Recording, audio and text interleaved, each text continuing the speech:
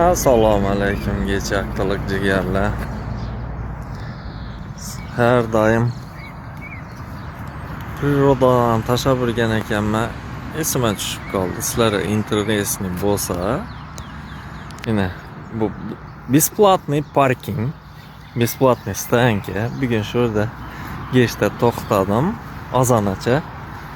Nechik условия bor. Ko'rsatib o'tchakman sizlarga. Agar qiziqli bo'lsa, ko'ringlar, qiziqsiz bo'lsa o'tkazib beraveringlar. Xafa bo'lish yo'q. O'tirib dam olsam bo'ladi. Ko'proq subota, воскресеньеlarda ana shunday stol kursida ovqat pishirishni yaxshi ko'raman. Men ko'proq shunday yerda to'xtayman. Dehqonlar ham to'xtab, shamollab, dam olib o'tkazadilar. Her 15-20 kilometr, 15-20 kilometr, inogda 3-4 kilometrdan ne tuvaleti. Tuvalet kabinaları. Yani köp, pisuar.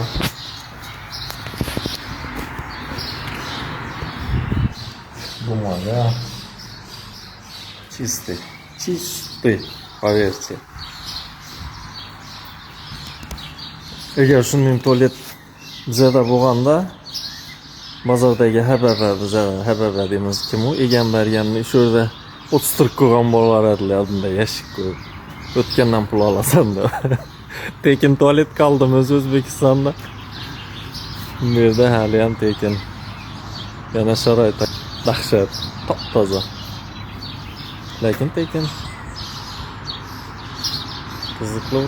Qiziqtirgan narsalar bo'lsa yozib o'tinglar, ko'rsatib boraveraman.